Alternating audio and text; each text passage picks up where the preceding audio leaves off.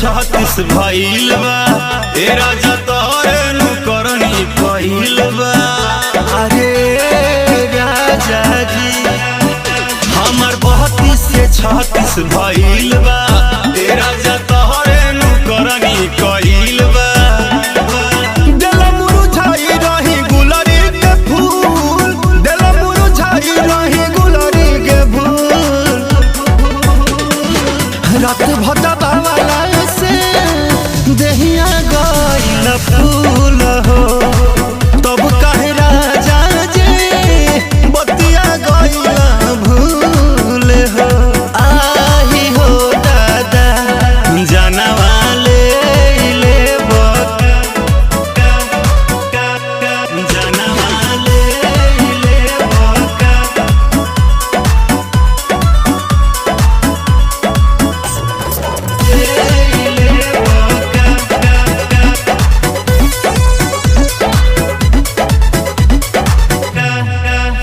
प्यार करने का ऐसा तरीका पहली बार जानी हूँ, जब देते हैं बहिया दवाई तो मैं हार मानी हूँ, मैं हार मानी।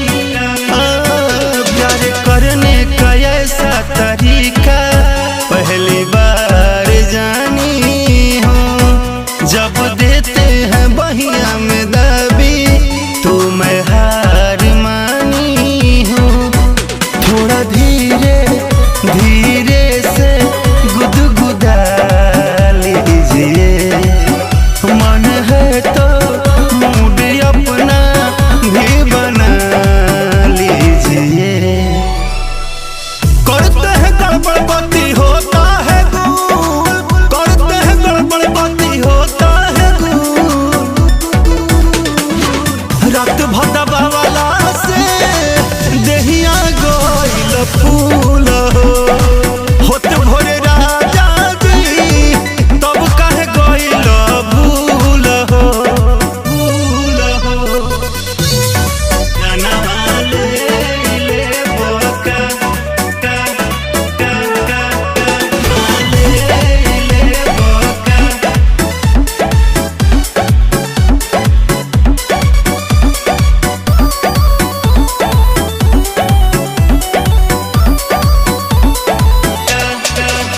मेरा नैहर का नया खजाना सारा नाश कर दिए, छेना हमको खिला के सजन जी अपने पास धर लिए, अपने पास धर लिए। मेरा नैहर का नया खजाना सारा नाश कर दिए, छेना हमको खिला के सजन जी अपने पास कर लिए।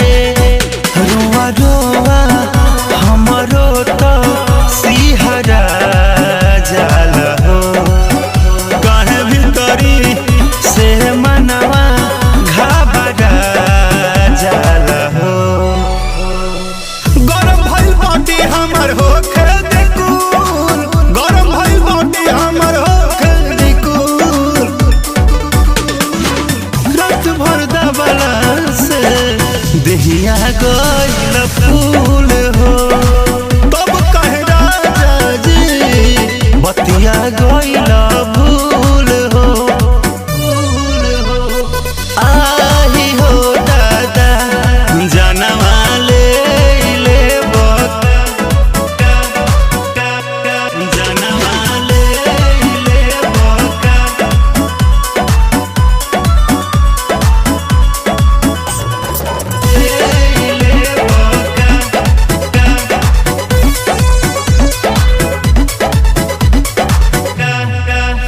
बाली बिंदिया संगे वो ठलाली मेरा खा जाते हैं, प्यार करके भले रात भर में वो आघा जाते हैं, वो आघा जाते हैं।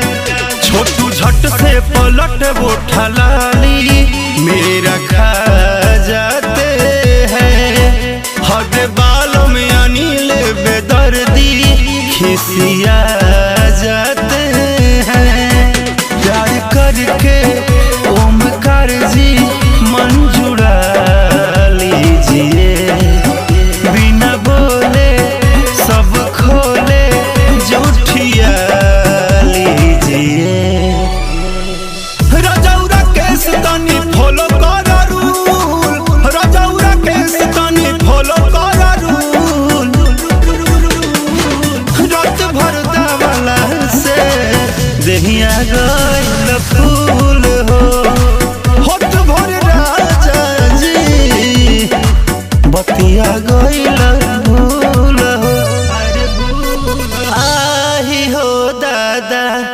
जानवाले